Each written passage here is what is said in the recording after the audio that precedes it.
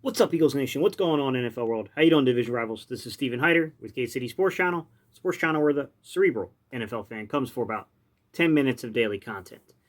All right, guys, just a little afternoon news update, if you will.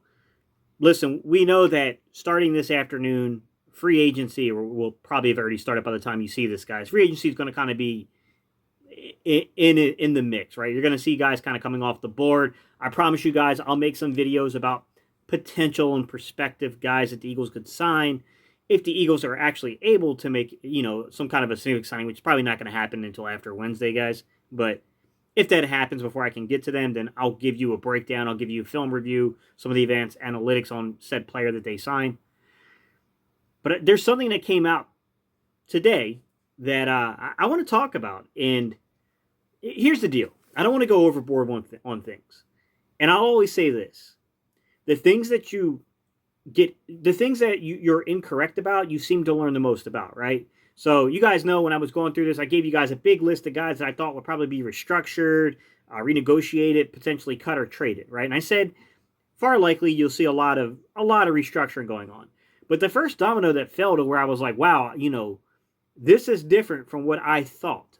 I definitely thought Isaac Seumalo was going to be a renegotiation, right? He was going to get an extension. I did not think they would restructure him, but they restructured him instead. I was like, well, that one's a little weird. Now, recently, we heard, and if you guys didn't catch the live stream I did with Philly 500 on Saturday, Philly 500 and I, we were talking back and forth, and I said, one of the things that really surprised me was this recent news that the Eagles supposedly are saying that they won't need Lane Johnson to restructure his contract. And I was like, well, that's news to me because from where I'm sitting and I'm looking at this vantage point, it looks like you need him to indeed do something with the contract here, guys. Like, what the is going on? Well, now we hear today, additional news.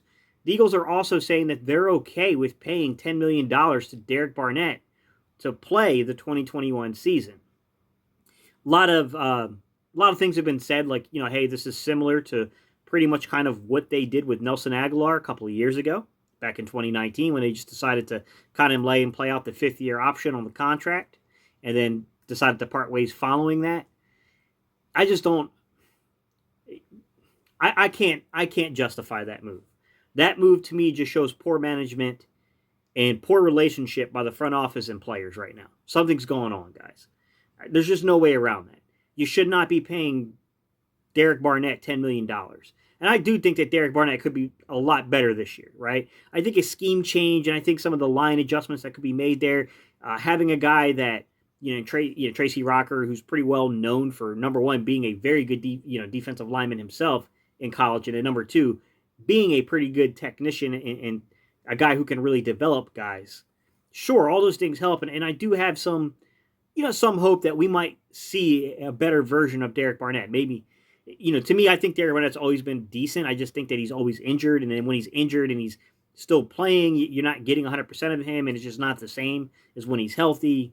To me, it's always been more of an issue with him being banged up and whether or not you can keep this guy healthy more than anything. But I can't justify a $10 million contract, guys. Not when we have so many needs across this football team. There's no way I would let him play at 10 million. No. He's just not. He's not a 10 million player per season. He's not. You're going to pay a guy $10 million on your defensive line at defensive end, and yet who is out there playing in the secondary? Like, I can't justify this, guys. There's no way this should be happening. It should not be happening. You should not be paying Derek Barnett $10 million. That's entirely too much. They should be trying to find a way to either extend this guy if you believe in him, or just to either cut or trade him if you can. Get what you can out of him and move on. I mean, I'm not a big proponent of cutting or trading him just because I think that that's just basically creating another hole you have to fill.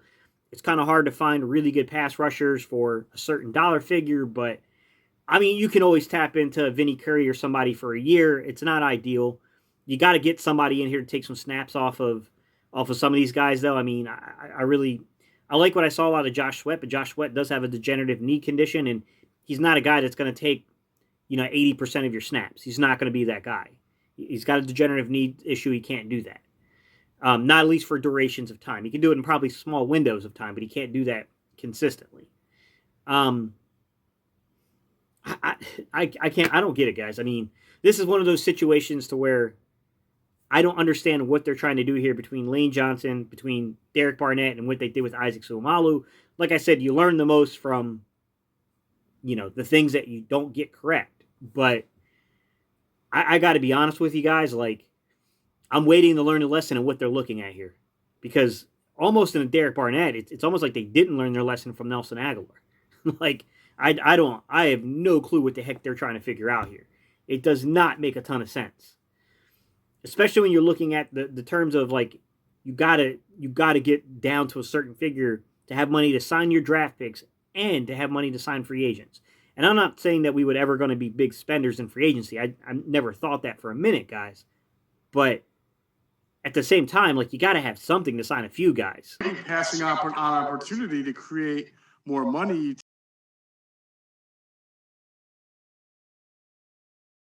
to get somebody to kind of a younger type of free agent to come. And they got some extensions you'd think they'd want to take. Yeah. Like, I don't know, man. I heard what Kaplan and the guy said that, like, hey, man, no one really knows the cap outside of the front office, and then obviously gets reported to the league, and then the league checks it all over. But I mean, to me, you saw Yates reported on Twitter. He reported what the front office was reporting, which was that, because they can't count Carson Wentz's contract yet, it was $18 million over, and over the cap seems to be spot on. They had it at $17 million until that got reported, and he said, yeah, that's true. You can't count Carson's deal yet, so you got to take that 900 some thousand off of the cap, and you got to put, so $18 million over. So I can't see how you're saying that these two players in Derek Barnett and Lane Johnson don't need to redo their deals. Like, I can't see it, man. Even if you're going to get, like, even if you got a guy like Fletch who's going to redo the majority of that money, and you got a guy like Brandon Graham who's going to redo the majority of his money, so you feel fairly confident that you're going to get, not only cap compliant, but probably upwards to $10 million. I still feel like, why are you paying Derek Barnett? Derek Barnett is not a $10 million pass rusher. I do not understand the justification in paying that. It doesn't make a lot of sense to me. That one, I don't know, man. Like I said, this time of year, can you believe what you're hearing? I don't believe what I'm hearing when it comes to personnel, per se. Like, if they say this guy's the guy, if they say that guy's going to be signed, if they say, like, there's a lot of misdirection, there's a lot of controlling the narrative that goes on, but not necessarily with contract. Contract should be kind of straightforward, and which you tend to do unless there's some deception in terms of trade value. Like, I get the Eagles coming out and saying something like, and I'll do a video on this later, guys, but like, hey, we're steadfast. We're not just going to cut Zach Ertz. We can keep him on the roster.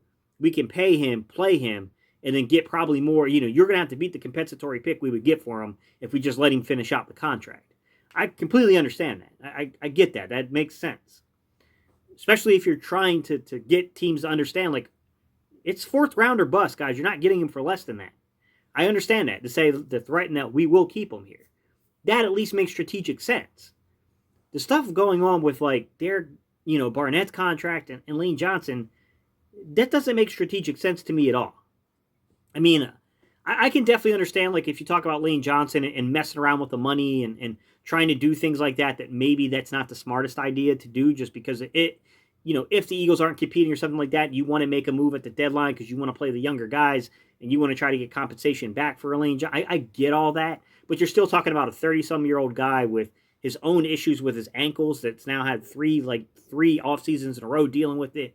I don't even know how much value Lane Johnson really has, guys, to be quite honest. I don't know, man. Sometimes the strategic things, the things they say are based upon strategic sense.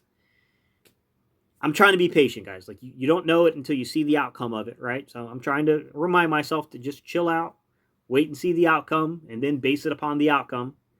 But I'm just being forthcoming with you guys because this is a community. You guys know we talk back and forth.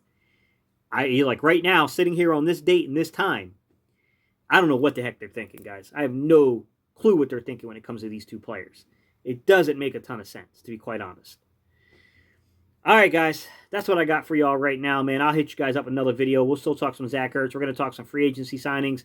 I got another running back profile, draft profile video coming up on Khalil Herbert, running back out of Virginia Tech. I know you guys like these contact balance backs, so I'm trying to blend in some all-purpose back with, some contact balance backs with the scat backs. I'm trying to give you guys a good mix of these guys. So coming up, Khalil Herbert will be there. All right, guys, I appreciate y'all playing my therapist for a few minutes here.